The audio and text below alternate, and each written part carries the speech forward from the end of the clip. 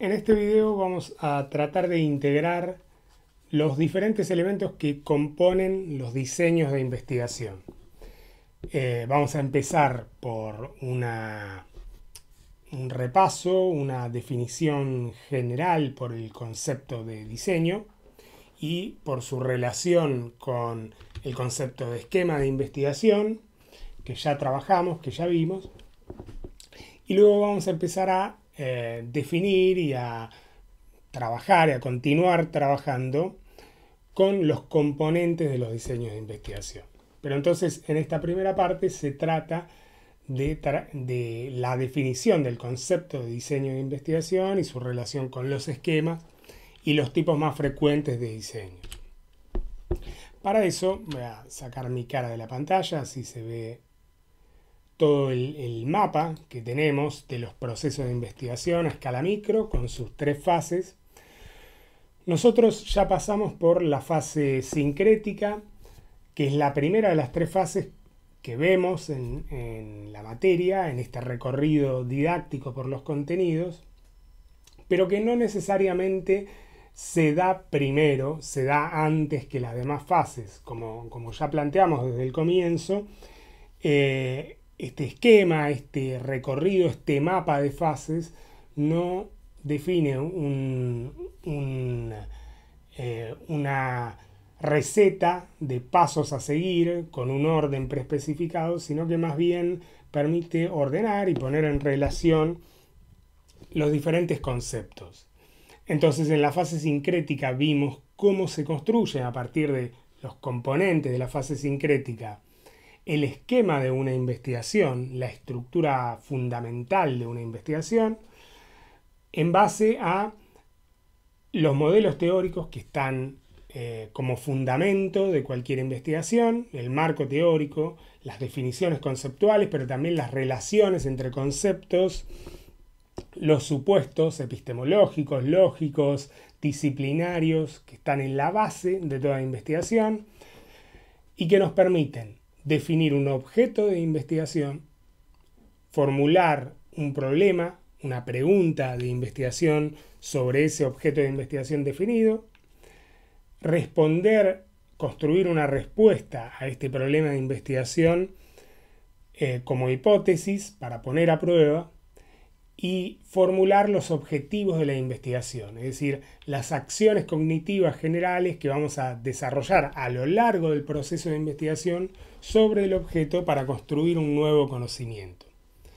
Estos elementos nos permiten definir el resultado de la fase sincrética, que es el esquema, la estructura fundamental de la investigación. Pasamos ahora a la fase analítica, empezamos a ver que las hipótesis sustantivas que definíamos en la fase sincrética vuelven a aparecer en la fase analítica como hipótesis de trabajo, como hipótesis que expresan las mismas relaciones entre conceptos, pero ahora en términos de datos, en lenguaje de datos, como relaciones entre variables, como relaciones entre características de las unidades de análisis, de los objetos concretos, la población de objetos concretos que vamos a analizar. Esta es la hipótesis de trabajo, es la expresión empírica de la hipótesis sustantiva que definimos en la fase sincrética. Y esto nos lleva necesariamente a definir una estructura de matrices de datos, una estructura de los datos con los que vamos a producir la evidencia empírica, y lo que aquí aparece mencionado como instrumentalización, es decir, el tipo de instrumentos, las estrategias instrumentales para producir esos datos, que aplicados esos instrumentos, desarrolladas esas estrategias instrumentales, nos van a permitir obtener datos concretos, unidades elementales de información, para avanzar en la investigación. El resultado de la fase analítica, así como el resultado de la fase sincrética, son los esquemas de investigación. El resultado de la fase analítica es el diseño empírico de la investigación. Y siempre, tanto los elementos de la fase sincrética, como los elementos de la fase analítica, como los elementos de la fase sintética también, se definen por su relación con los modelos teóricos de base. Los modelos teóricos están siempre presentes a lo largo de las 3 fases de los procesos de investigación. Siempre interviene la teoría, siempre intervienen los supuestos, siempre intervienen las definiciones conceptuales, que son las que orientan de manera general, guían el trabajo y la elaboración de conocimiento a partir de la relación que podemos plantear como investigadores con la realidad empírica, con la realidad concreta del mundo. Entonces, de lo que se trata en este video y a continuación será de discutir el concepto de diseño empírico de la investigación, del diseño como resultado de la fase analítica. Y para esto tenemos que pensar en el movimiento que describe la fase analítica, que es un movimiento que va a partir de la construcción teórica del objeto, a partir de la definición del problema de investigación, de la hipótesis de investigación, a partir de la formulación de los objetivos. La fase analítica va de la operacionalización de los conceptos, definir en forma operacional los conceptos con los que trabajamos, nuestro marco teórico, a la instrumentalización. La operacionalización se da y aparece claramente plasmada en la estructura matricial de los datos con los que vamos a trabajar. Cuando definimos las variables con las que queremos trabajar, establecemos qué indicadores nos van a permitir medir esas variables, estamos operacionalizando los conceptos. Estamos pasando de un contenido puramente teórico, conceptual, a un contenido procedimental, a un contenido que es empírico, que es el que nos permite captar los conceptos, captar los fenómenos en la realidad empírica, a través de operaciones, a través de procedimientos. Y para eso nos vamos a valer en la investigación de instrumentos. Entonces, la fase analítica tiene un movimiento general que va de la operacionalización de los datos, en última instancia la operacionalización, la definición operacional de los conceptos, a la definición de los instrumentos con los que vamos a trabajar para producir los datos. Como decía, esto aparece plasmado claramente en las matrices de datos, en la estructura de los datos con los que vamos a trabajar, pero esta estructura en sí misma no expresa un contenido, no expresa información, expresa la forma que va a tener esa información, pero no una información concreta. La matriz de datos en sí misma no nos dice cómo es el mundo. Son los datos concretos los que hablan del mundo, los que afirman algo sobre las unidades de análisis que se pueden observar en el mundo. La estructura es una reconstrucción abstracta que nosotros hacemos desde la metodología de la investigación para entender la lógica con la que vamos a trabajar en la investigación, en la producción de evidencia empírica. Pero en sí misma, la estructura matricial no afirma nada sobre el mundo.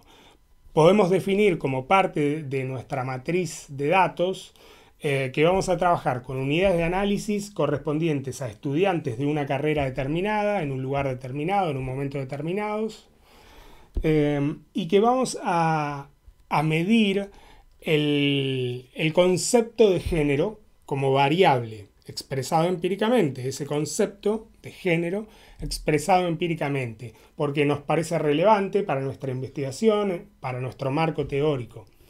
Ahora, nosotros podemos establecer que la variable género admite al menos 3 valores: género masculino, género femenino y otros géneros.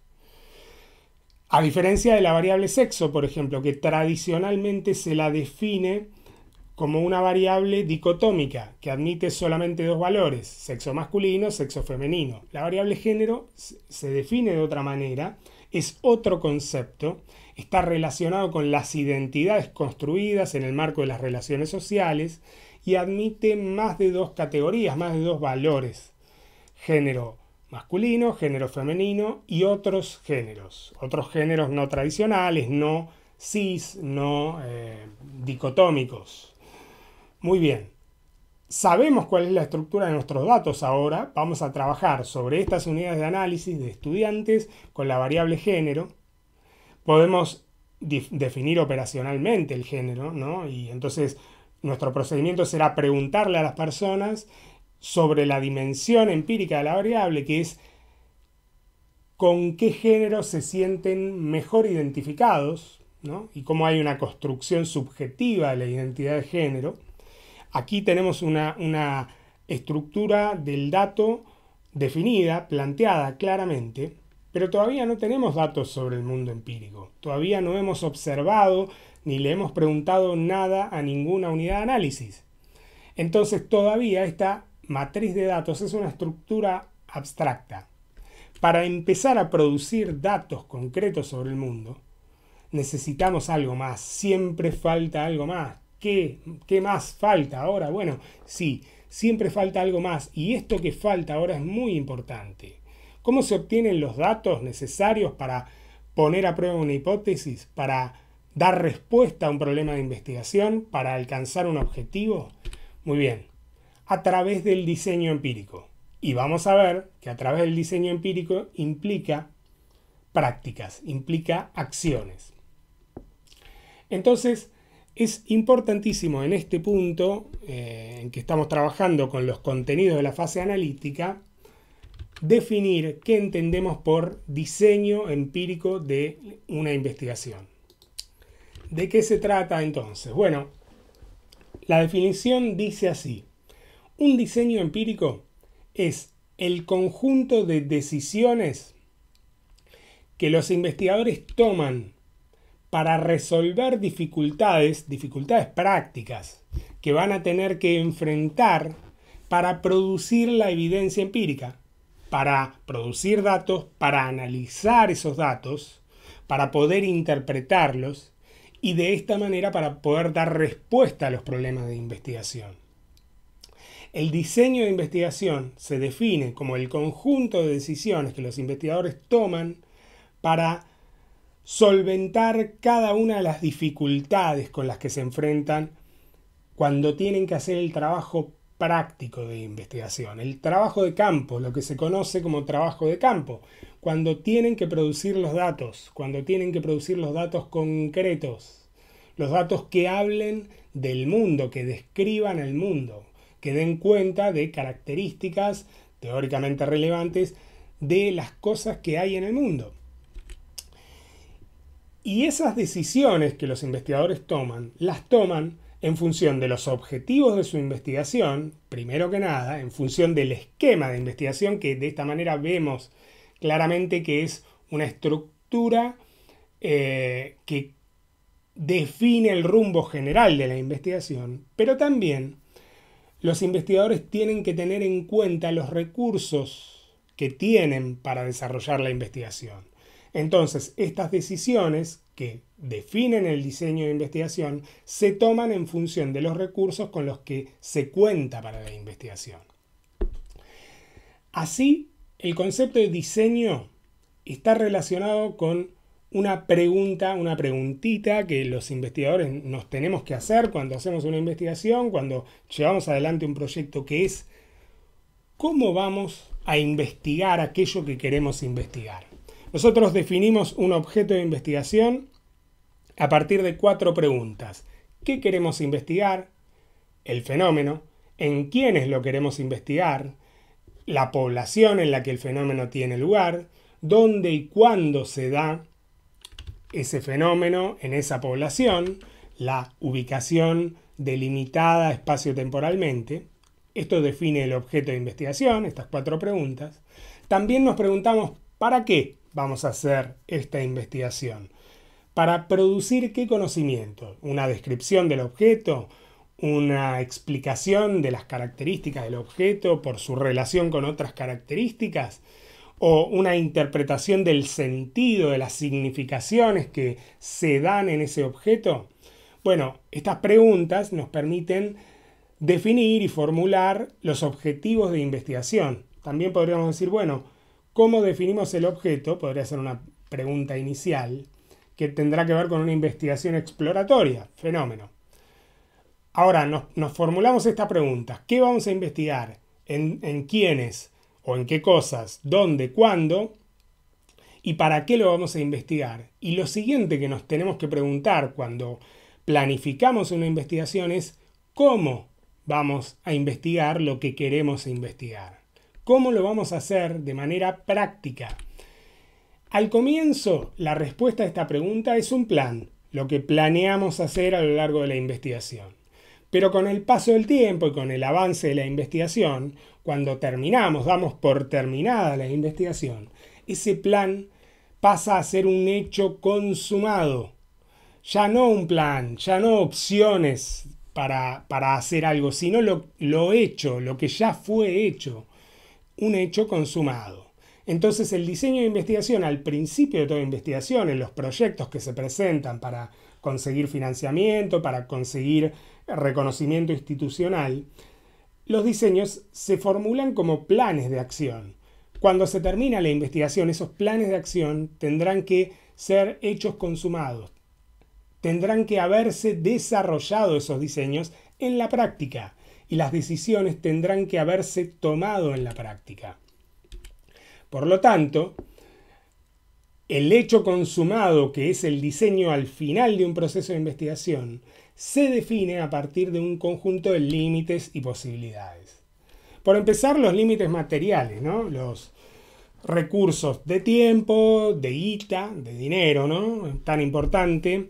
Los recursos humanos, si se cuenta con personal capacitado para producir los datos con determinados instrumentos, encuestadores capacitados, entrevistadores capacitados, el personal necesario para organizar grupos focales, ¿no? Que serían como entrevistas colectivas y que requieren muchos recursos humanos, buena coordinación, infraestructura, ¿no? Si se cuenta con desde lápiz y papel para tomar nota de observaciones, de entrevistas, de encuestas, de grupos focales, hasta si se tiene con un espacio para hacer las entrevistas, un espacio adecuado, cómodo, donde las personas entrevistadas puedan acceder y permanecer y sentirse cómodas. Si se cuenta con recursos tecnológicos para registrar respuestas, registrar datos, observaciones de campo. Bueno, todo esto es posible en función de los recursos con los que se cuente, del dinero fundamentalmente, pero también del tiempo, también de los recursos humanos, del personal capacitado o no capacitado con el que se cuente y la infraestructura. Y por otra parte, los diseños se definen y las decisiones de diseño, las decisiones estratégicas que son los diseños de investigación, se toman y se definen por su validez. La validez en investigación y en epistemología y en metodología la podemos considerar en dos sentidos. Por un lado está la validez interna de los métodos y de las acciones y de las decisiones que tomamos en una investigación, que tienen que ver con la medida en que las decisiones que adoptamos aportan a alcanzar los objetivos de la investigación. La medida en que internamente estas decisiones nos permiten resolver el problema de investigación, poner a prueba las hipótesis, alcanzar los objetivos, en definitiva, nos permiten desarrollar la investigación de manera eficiente, efectiva y con éxito. Y por otra parte está la validez externa de los métodos. La validez externa tiene que ver con la posibilidad que tenemos de extender los resultados de una investigación más allá de las realidades que hayamos observado, que hayamos aprendido empíricamente. A ver, ¿cómo lo puedo explicar esto? ¿Cómo lo puedo ejemplificar? Si nosotros hacemos una investigación sobre estudiantes de nivel superior, terciario, universitario, y nos interesa conocer, por ejemplo, estudiantes de carreras de profesorado de la Ciudad de Buenos Aires, determinadas carreras de profesorado de la Ciudad de Buenos Aires.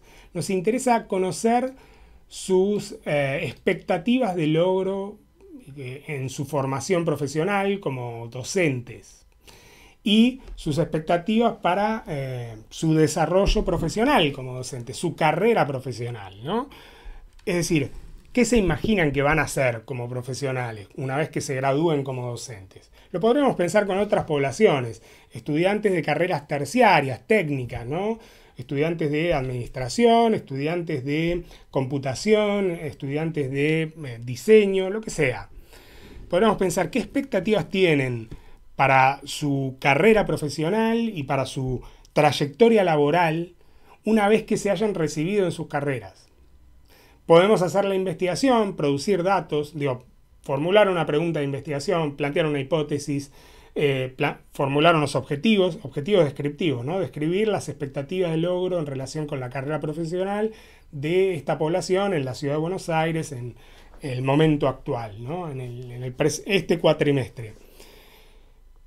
Podemos producir los datos, obtener evidencia, analizar esos datos, eligiendo los mejores métodos que sean válidos internamente, que nos permitan describir ese objeto con el que estamos trabajando adecuadamente. Y una vez que obtengamos las conclusiones, lo que nos tenemos que preguntar es ¿en qué medida estas conclusiones se limitan y son válidas solamente para esta población en la ciudad de Buenos Aires en el momento actual, segundo cuatrimestre de 2025,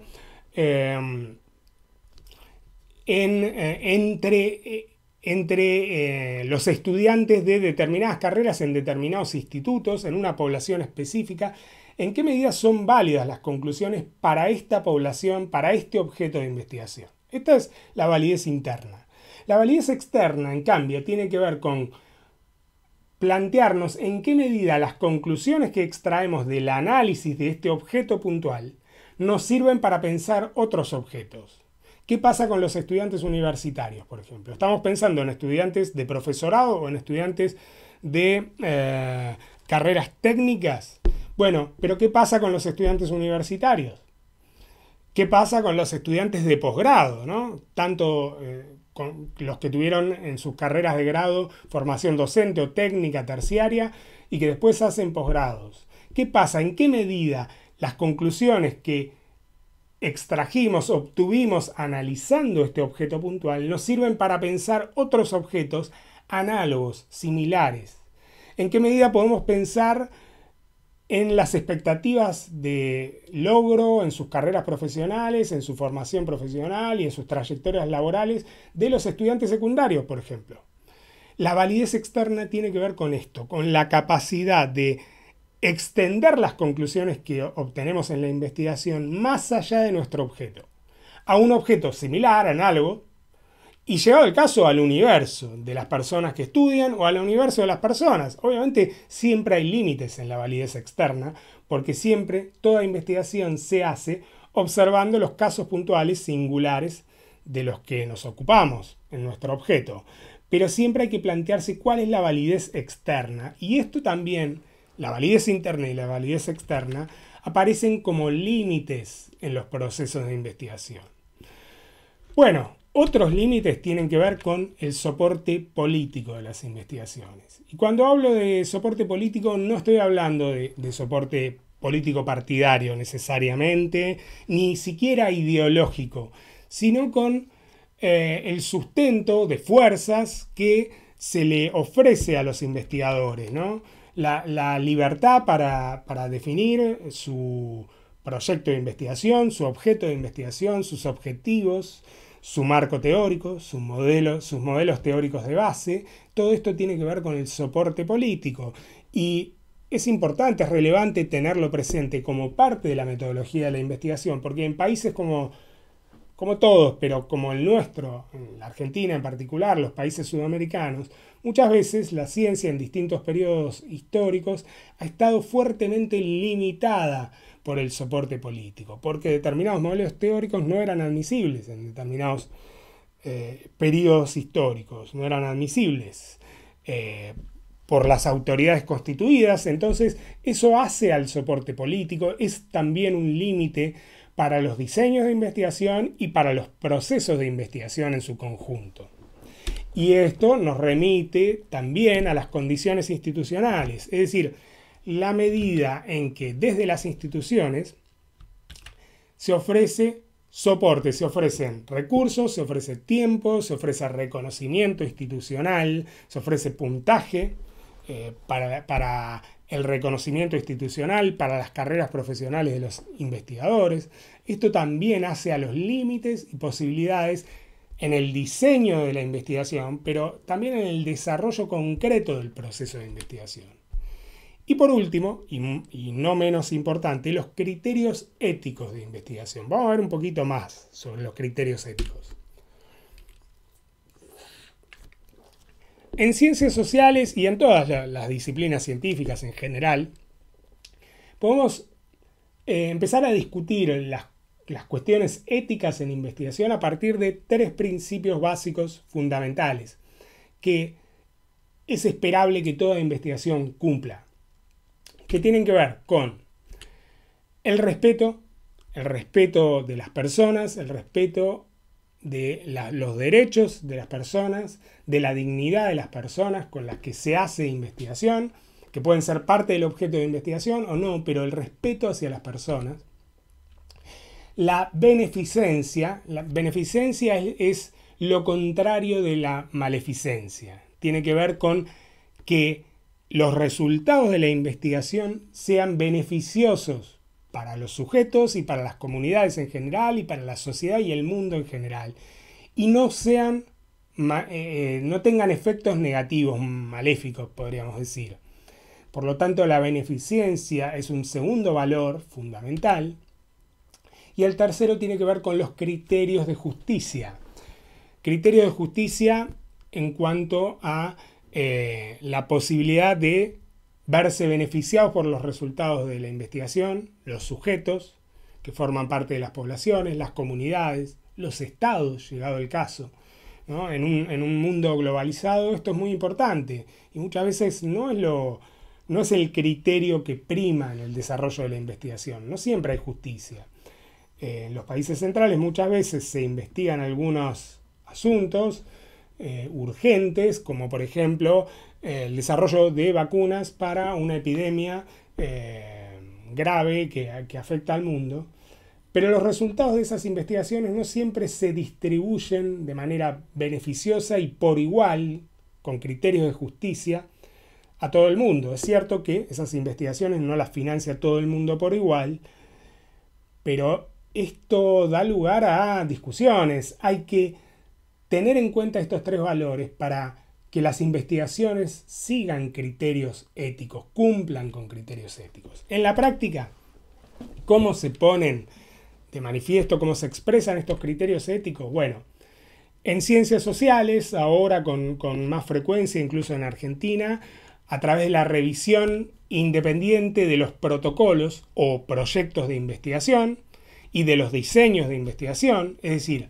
que haya tribunales de ética que investiguen, mejor dicho, que analicen los proyectos de investigación antes de que se desarrollen en la práctica, antes de que se hagan los trabajos de campo, para controlar que sigan criterios de respeto, de beneficencia y de justicia. Y en ciencias de la salud, por ejemplo, las revisiones de los protocolos por comités de ética son obligatorias en muchos casos.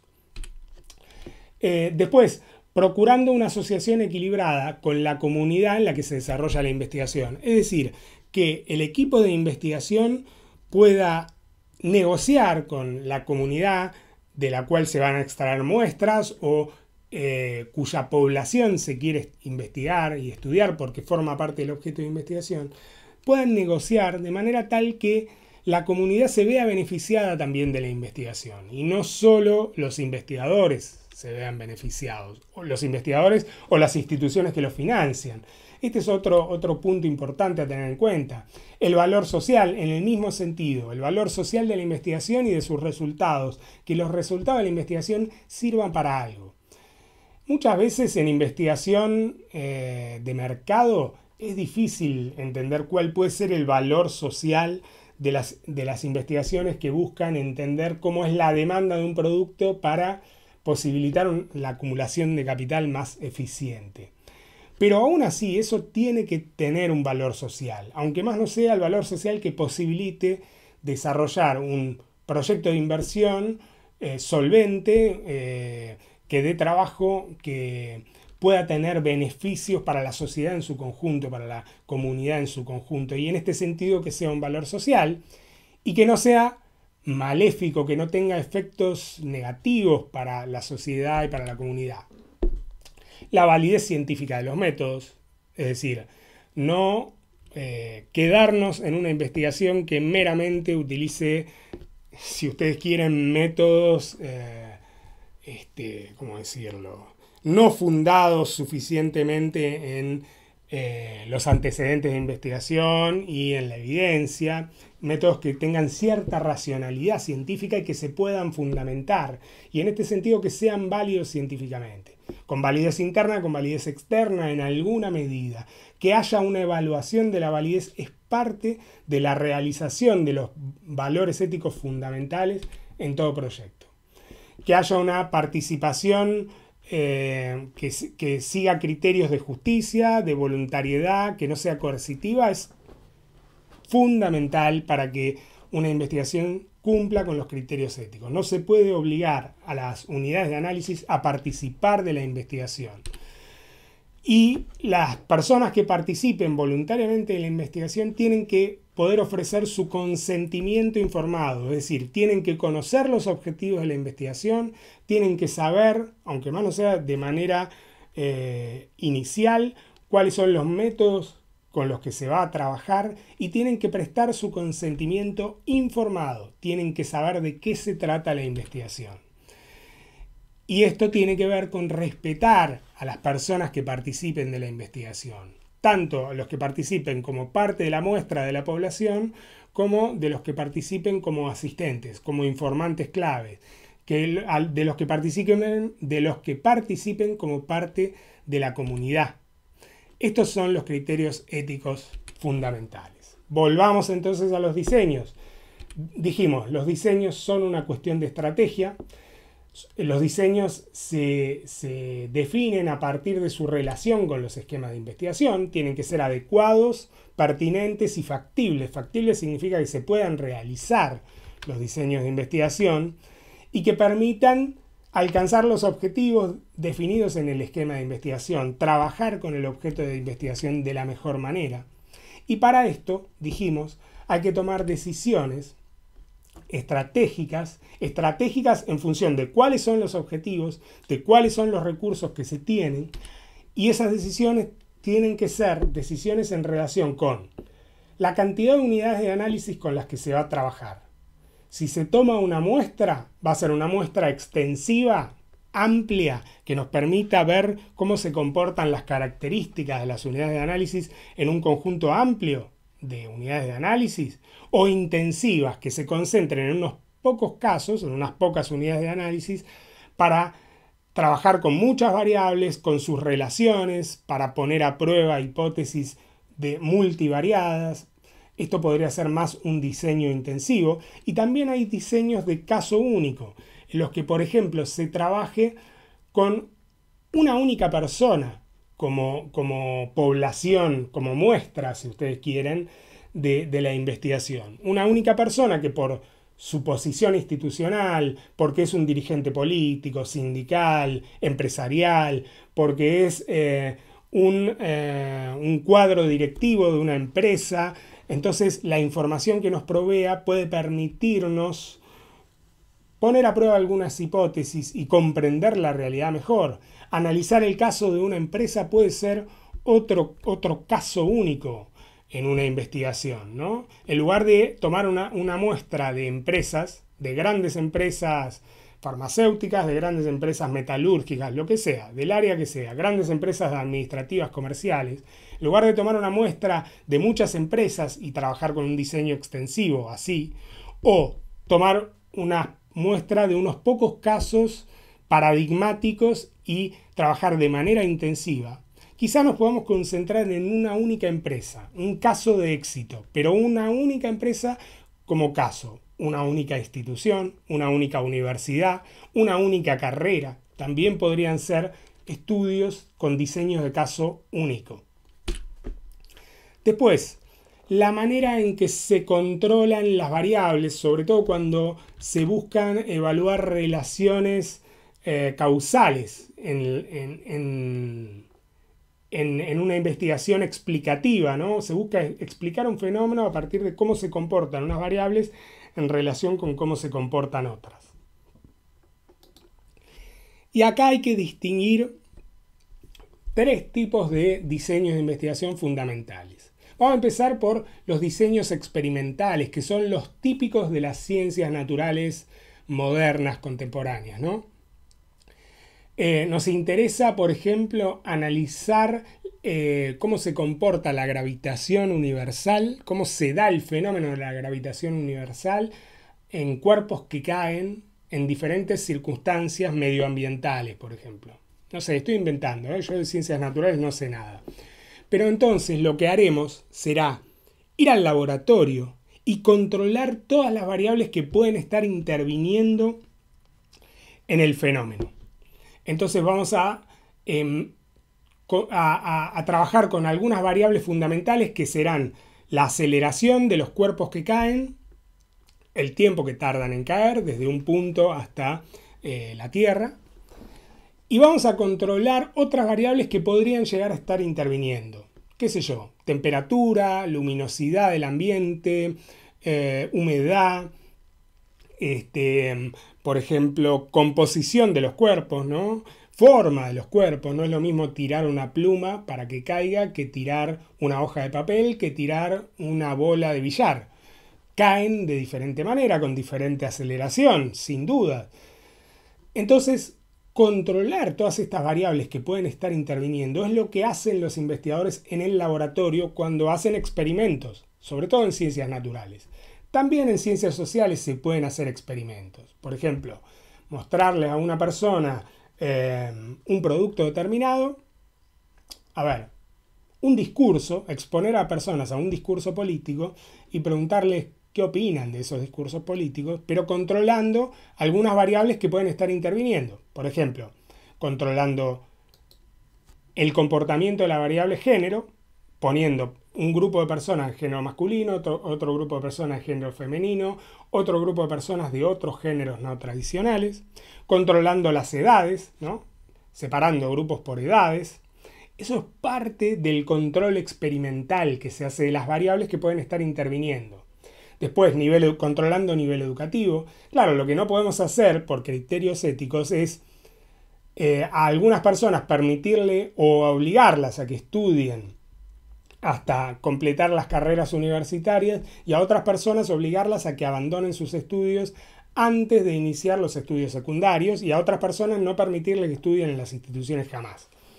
A diferencia de lo que se hace en los laboratorios con los ratones, con las personas no podemos hacer esto, sobre todo porque esto tiene claramente puede tener efectos perjudiciales para las personas e implican constreñimientos a su libertad.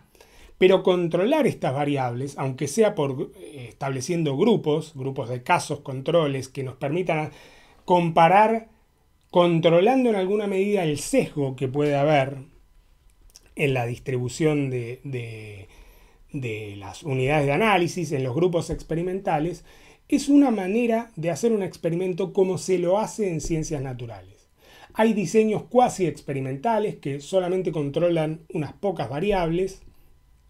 Por ejemplo, solamente controlamos por género y después no nos importa el nivel educativo, la edad, la situación ocupacional de la persona.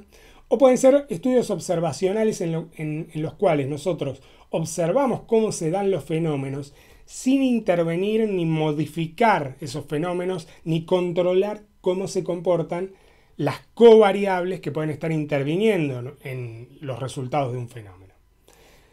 Esto es muy importante, es un tipo de diseño, o son tres tipos de diseño: observacionales, cuasi experimentales o experimentales, que aparecen por lo menos como horizonte, sobre todo los diseños experimentales, como horizonte de deseabilidad, de ideal científico, los diseños experimentales. ¿Por qué? Porque permiten controlar relaciones causales, controlando el comportamiento de todas o casi todas las variables que intervienen en un fenómeno. Con estos diseños experimentales es más fácil y resulta con una validez más robusta el desarrollo de investigaciones con esquemas explicativos, porque nos permiten obtener como resultado explicaciones causales, controlando muchos factores que intervienen en esas relaciones causales. Los estudios observacionales son más complejos para establecer relaciones causales, pero en ciencias sociales se puede buscar la manera también, controlando grupos, comparando grupos. Y en ciencias sociales siempre la intervención experimental está limitada porque, ya les digo, no podemos establecer qué género tiene una persona cuando va a hacer el experimento, cuando va a probar un producto en una investigación de mercado o va a escuchar un discurso político en una investigación de intención de voto. No podemos cambiarle el género a la persona. Pero de alguna manera podemos buscar la forma de controlar esas variables. A esto nos referimos, digo, con los tipos de diseños según el control de variables que se hagan. Luego tenemos las decisiones relativas al tratamiento de la temporalidad. Y esto es, al tratamiento de la temporalidad del objeto, a cómo consideramos el efecto del tiempo en el objeto de investigación. Hay tres en realidad, tipos de diseño básicos. Estudios de corte transversal implican hacer un corte en la recta de desarrollo del tiempo, hacer un corte y ver cómo se da el fenómeno en un objeto determinado, en un momento determinado y único.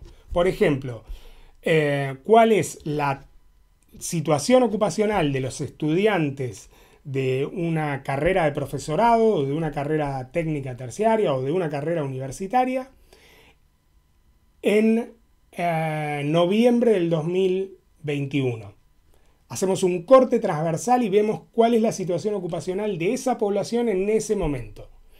No nos importa qué pasa con el desarrollo a lo largo del tiempo, si hay personas que consiguen empleo la semana que viene o que lo consiguieron en la última semana. Vemos qué pasa hoy, en un momento del tiempo determinado.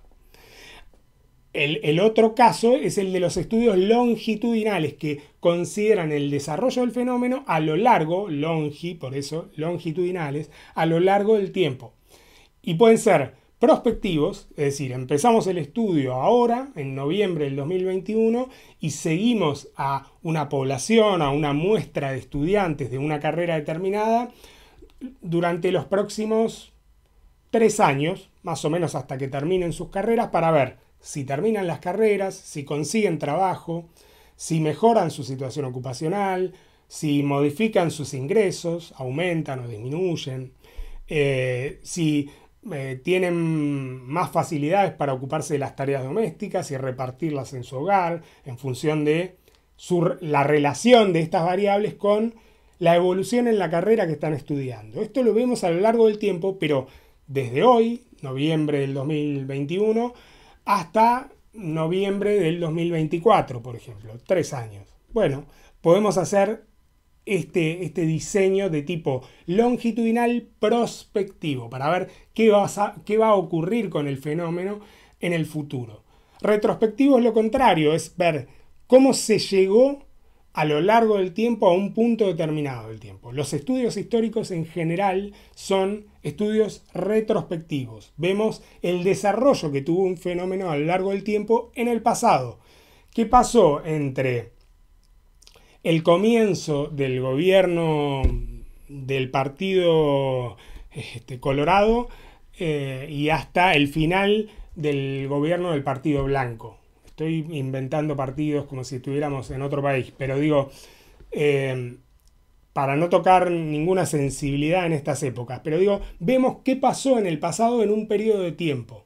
¿Mejoró la situación ocupacional de los estudiantes de administración? ¿Mejoró? ¿Empeoró? ¿Cómo se modificó? ¿Cuál fue la dinámica? Es un estudio longitudinal al ver qué pasó con el fenómeno a lo largo del tiempo, pero en el pasado. Pueden ser longitudinal, retrospectivo y prospectivo. Vemos cómo llegamos hasta el presente con la situación ocupacional y seguimos a la población a lo largo del tiempo en el futuro para ver cómo evoluciona en el futuro. También puede ser. Y hay otras posibilidades, pero estos son los tipos de diseño básicos. Tratamiento de la temporalidad puede ser transversal, un punto del tiempo, o longitudinal a lo largo del tiempo, y longitudinal pueden ser retrospectivos, vemos cómo evolucionó en el pasado en el fenómeno, señalo mi espalda como si el pasado estuviera atrás, o prospectivo, qué va a pasar con el fenómeno hacia el futuro. Luego tenemos las decisiones que tienen que ver con cómo se accede a las poblaciones en estudio. Y acá las posibilidades también son básicamente las siguientes. Hacer un censo implica acceder a todas y cada una de las unidades de análisis en un mismo momento, como los censos de población, contar a toda la población argentina o a toda la población de un país en un momento determinado del tiempo, o tomar una muestra que sea representativa de la población. La muestra implica que si vamos a estar pensando en la población, tenemos que hacer inferencias estadísticas. Tenemos que pensar a partir de lo que nos muestra la muestra, cómo es la población. El censo, en cambio, no implica inferencias acerca del estado de la población. El censo nos dice cómo es la población. La diferencia entre censo y muestra es que el censo es mucho más pesado, requiere más trabajo porque en general las poblaciones tienen muchas más unidades de análisis que las muestras.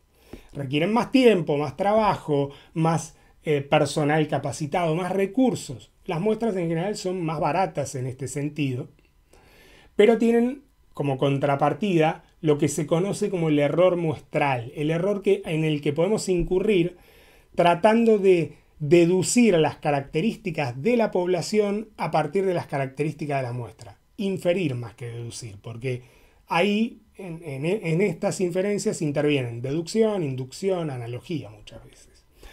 Entonces podemos trabajar con censos o con muestras en el acceso a las poblaciones, y las muestras pueden ser probabilísticas o no probabilísticas. Las muestras probabilísticas son aquellas que nos dan una medida en términos de probabilidades del error de inferencia que podemos cometer a partir de la muestra. Las muestras no probabilísticas se fundamentan teóricamente, nos dicen cuán representativa puede ser la muestra de la población a partir de criterios teóricos y no de criterios estadísticos, probabilísticos.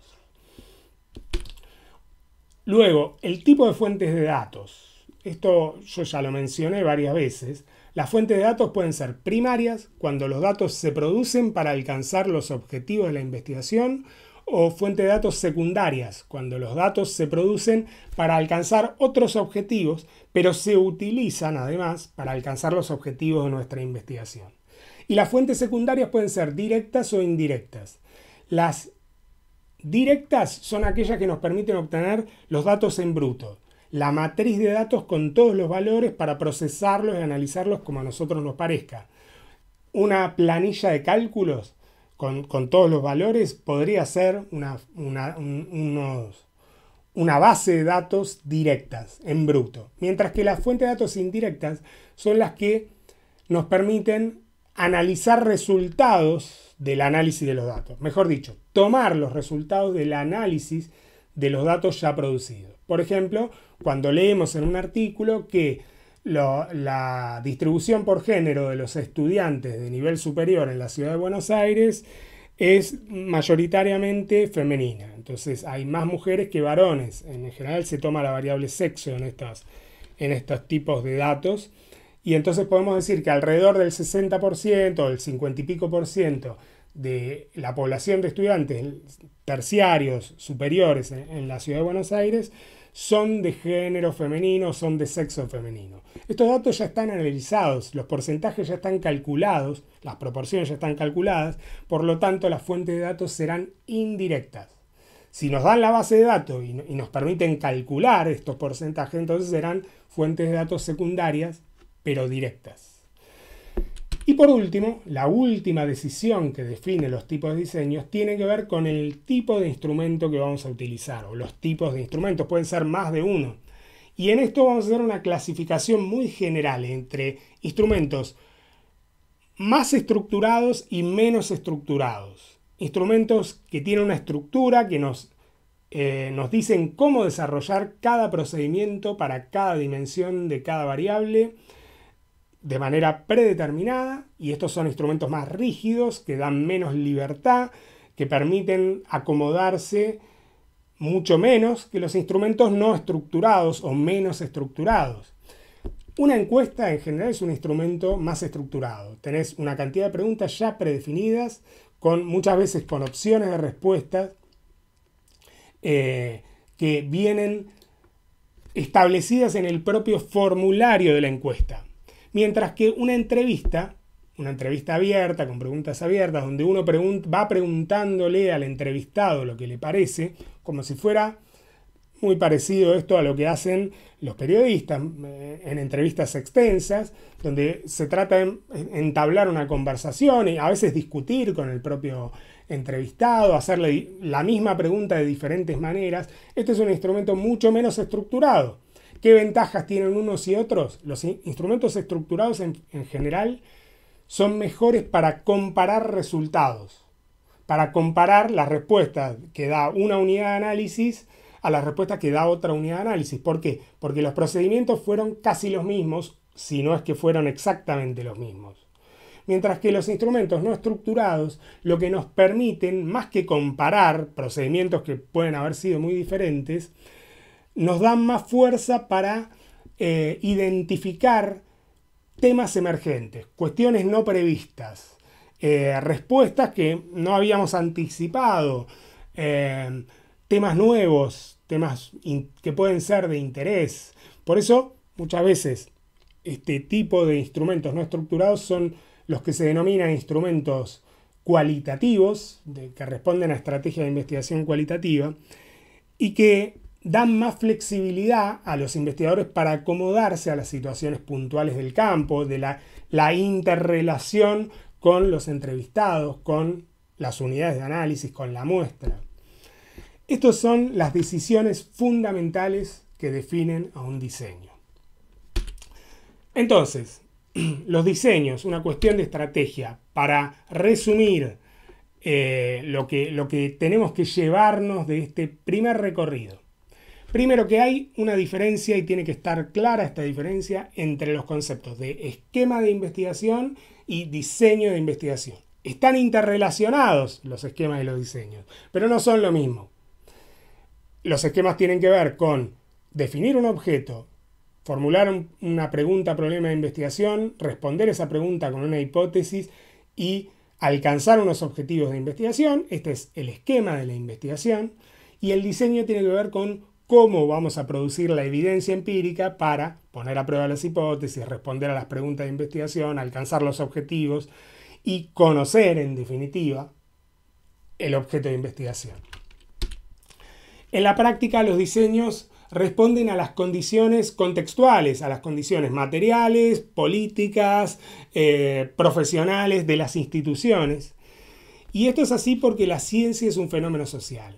La ciencia y su estructura, el proceso de investigación con sus tres fases, son fenómenos sociales, culturales, fenómenos políticos, si ustedes quieren, en alguna medida. Entonces, esto tenemos que tenerlo muy presente. Los diseños se definen en la práctica a partir de los condicionamientos, las determinaciones sociales que pesan sobre la actividad científica. Los tipos de diseños se definen a partir de las decisiones que los investigadores toman cuando pasan de la fase sincrética a la fase analítica, cuando tienen que producir evidencia empírica. Y entonces tienen que enfrentarse con los desafíos del trabajo de campo, desafíos prácticos, y tienen diferentes opciones. ¿Qué hacemos? ¿Entrevistas o encuestas? ¿Qué nos conviene? ¿Entrevistas o encuestas? Tenemos que hacer muchas entrevistas, entonces nos conviene más las encuestas. Hay datos ya producidos sobre la problemática en la que estamos trabajando, entonces a lo mejor nos conviene trabajar con fuentes de datos secundarias. ¿Sirven esos datos? Tenemos que evaluar esas fuentes. Después, Nos interesa conocer en profundidad lo que pasa con algunos pocos casos y podemos tomar un panorama de casos con diferencias que pueden ser de interés, casos extremos, los estudiantes que estudian las carreras de nivel de posgrado y los estudiantes que están empezando sus carreras de nivel terciario. Y entonces, bueno, tenemos dos extremos en el proceso de formación en el nivel terciario. Dos extremos. Bueno, tomamos unos pocos casos de los que ya terminaron sus posgrados, están haciendo postdoctorados, y tomamos unos pocos casos de los estudiantes que están empezando su formación terciaria, su formación superior. Tomamos unas pocas empresas grandes de una actividad determinada y unas pocas empresas pymes, pequeñas, y comparamos. Esta es una opción, pero otra opción es tomar una muestra extensa, amplia, y ver características de muchas empresas y que entren todos los tamaños de empresas y formas de gestión de empresas diferentes. Y esta es otra opción. Esta última serán diseños extensivos y los otros serán diseños más bien intensivos o de casos únicos. Y luego, el cumplimiento de los criterios éticos es importantísimo porque es una de las cuestiones que le da un valor humanístico a la investigación científica. Hay muchos discursos críticos respecto de lo que se conoce como la racionalidad científica, de cómo supuestamente, según plantean muchos autores con argumentos muy, muy importantes en este sentido, la ciencia en el desarrollo de la civilización occidental y del mundo contemporáneo globalizado, más que aportar al desarrollo humano, ha perjudicado el desarrollo humano. Bueno, yo creo que hay que considerar en qué medida los criterios éticos permiten resguardar los valores humanos, los valores del respeto a las personas, del respeto a los grupos sociales, del respeto a las comunidades y del aporte positivo de los resultados de investigación para las sociedades, para los grupos sociales, para la humanidad. Y para esto están los criterios éticos. Y los criterios éticos se tienen que cumplir tanto en una investigación básica que se hace dentro de una empresa, dentro de una carrera, dentro de un grupo de investigación pequeño sobre sí mismo, sobre la propia población, como en las investigaciones que de alguna manera se hacen a través de los organismos públicos, el sistema científico, el INDEC, por ejemplo. Todas estas organizaciones, las instituciones, tienen que procurar el cumplimiento y el mejor cumplimiento de los valores humanos, de respeto por las personas, por los sujetos humanos, de beneficencia, de que la investigación tenga efectos beneficiosos y criterios de justicia, de que los resultados de la investigación que se hace con la participación de diferentes sectores sean favorables, sean beneficiosos para todos o para la mayoría de los sectores que participan y que no sean perjudiciales para ningún sector. Esos son los valores fundamentales que le dan a la investigación científica un valor humanista. Bueno, con esto entonces vamos a cortar con la primera parte de los diseños de investigación y vamos a continuar luego con otros aspectos de la fase de la fase analítica, perdón.